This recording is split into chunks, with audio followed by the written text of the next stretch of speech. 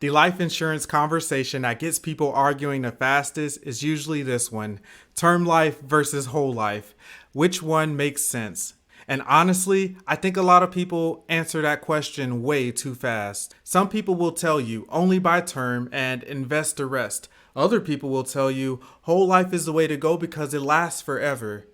And my honest answer is this: it depends. And I know that answer may sound boring, but it is the most honest answer.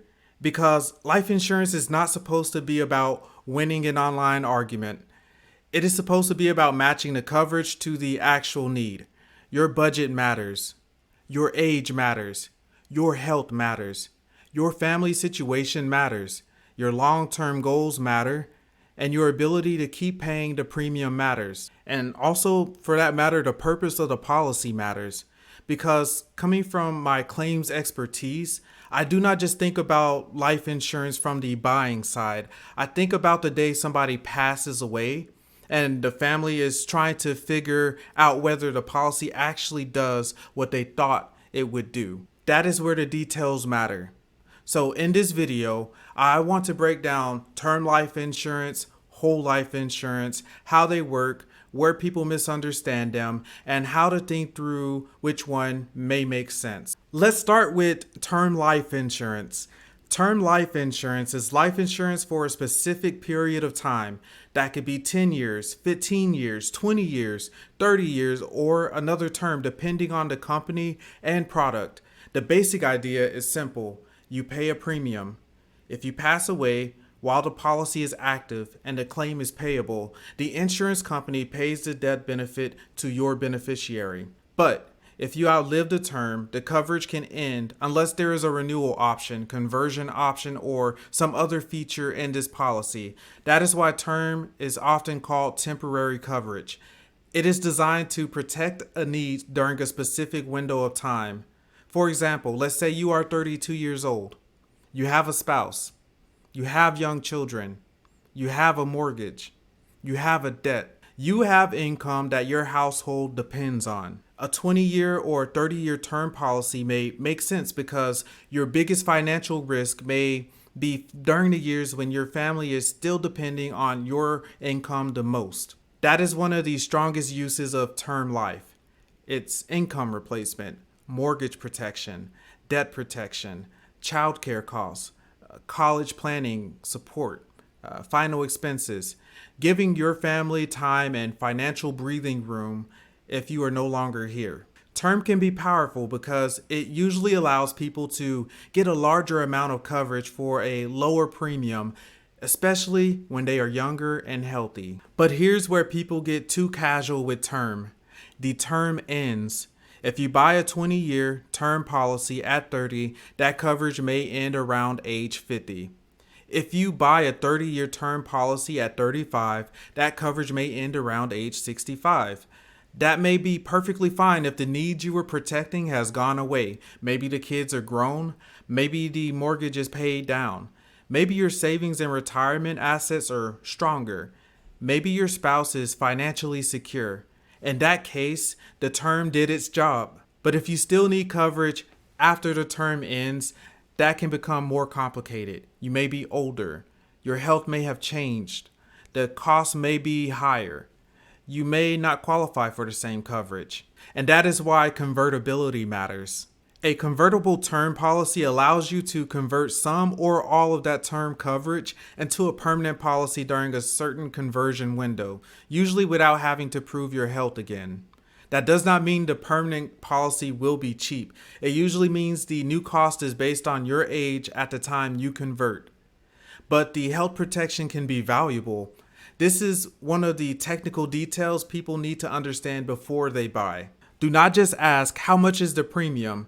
Ask, is the term convertible? How long is the conversion period? What products can I convert to? Can I do a partial conversion? What happens when the level term period ends? Is it renewable? How expensive can it become after the term? Those questions matter because, again, coverage is one thing. Understanding what you own, that's another. Now let's talk about whole life insurance. Whole life is a type of permanent life insurance. That means it is designed to last for your whole life as long as the policy stays in force and premiums are paid according to the contract. It generally has a death benefit. It generally has level premiums, and it builds cash value over time. That cash value is one of the biggest differences between term and whole life. With term, you are usually paying for a pure death benefit protection during a certain period. With whole life, part of the premium supports the insurance protection, and part of the policy structure helps build cash value inside the policy. That cash value may grow based on the guarantees and structure of the policy.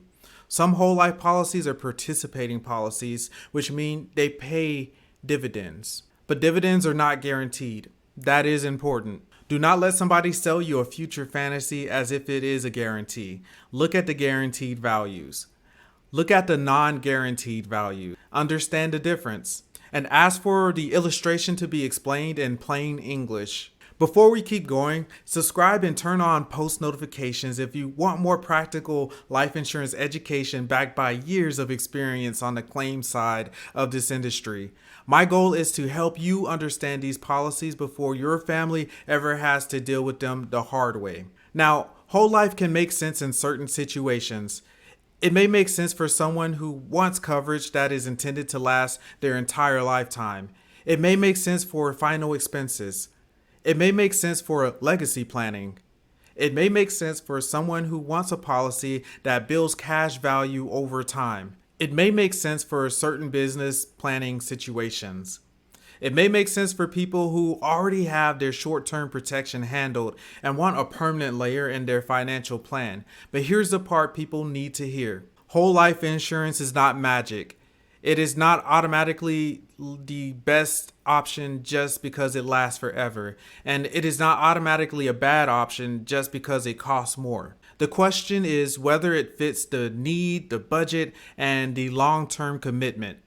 Because whole life premiums are usually higher than term premiums for the same starting death benefit, and that matters. A policy you cannot afford to keep is not a strong plan. I would rather someone have the right amount of term coverage they can actually maintain than buy a small whole life policy just because somebody made permanent coverage sound fancy. But I also would not tell every person to avoid whole life. That is lazy advice. Some people do need the permanent coverage. Some people want to make sure there is something in place no matter when they pass away. Some people have family situations where a permanent death benefit makes sense.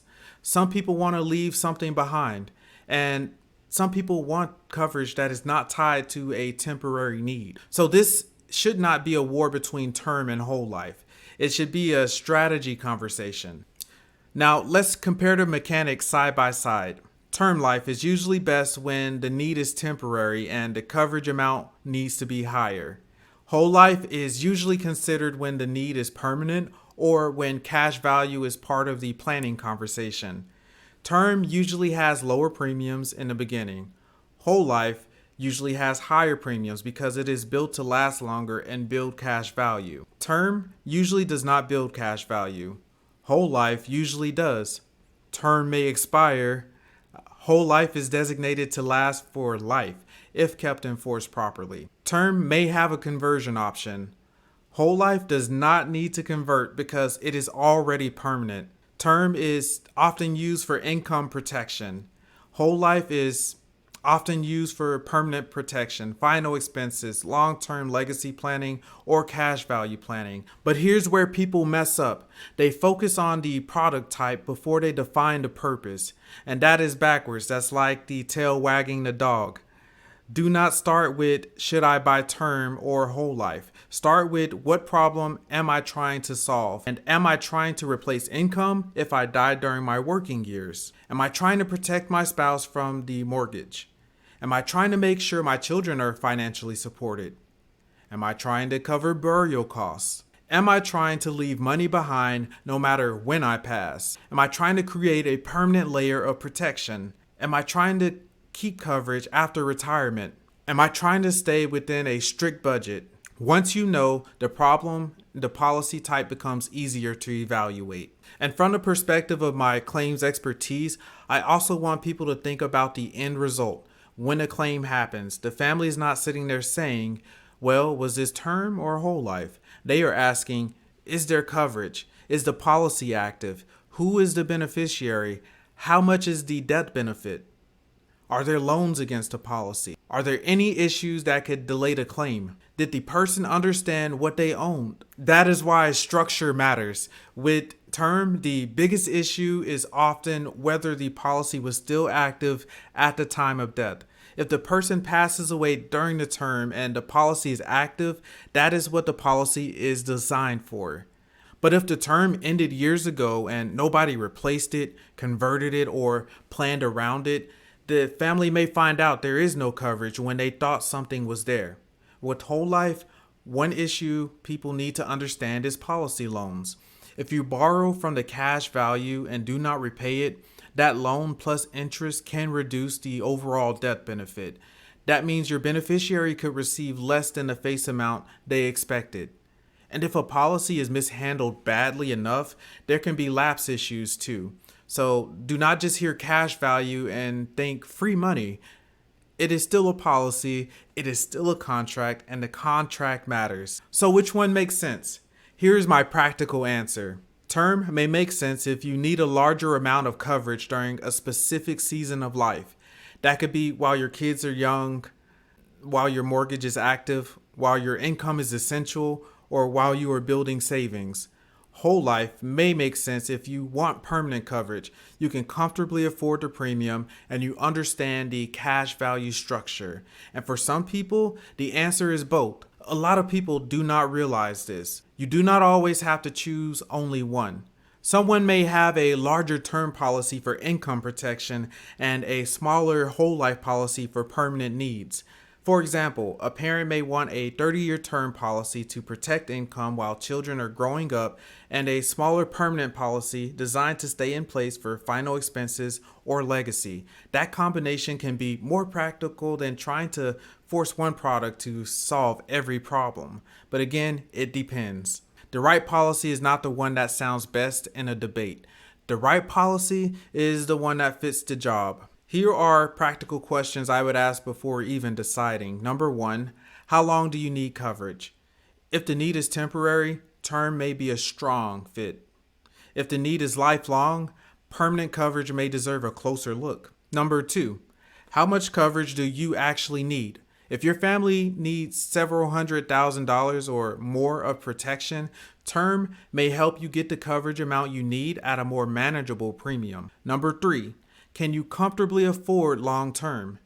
Not just this month, not just while you are excited, long term, because the policy has to stay active to help your family. Number 4, do you care about cash value? Some people do, some people do not. But if cash value is part of the conversation, you need to understand how it grows, how your loans work, and what is guaranteed, what is not guaranteed, and what happens if you surrender the policy. Number 5, what happens if your health changes? This is where conversion options can matter.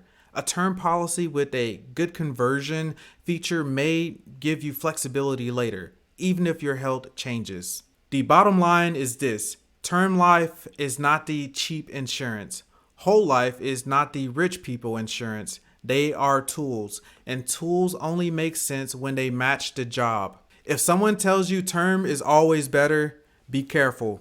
If someone tells you whole life is always better, be careful. If someone tries to sell you anything without asking about your family, your goals, your budget, your health, your debts, and your income, and how long you need the protection, be careful. That is not strategy. That is just selling. Life insurance should be personal, it should be practical, and it should be clear. There should be transparency. So before you choose term or whole life, slow down and ask, what am I protecting? For how long? For how many? And for whom? And what can I realistically maintain? Because the best policy is not the one that sounds impressive. The best policy is the one that is enforced when your family needs it. If this video helped you, subscribe for more practical conversations about life insurance, financial planning, and legacy planning.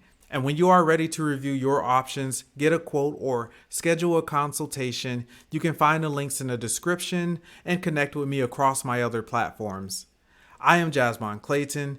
Keep pushing, stay curious, and always move forward.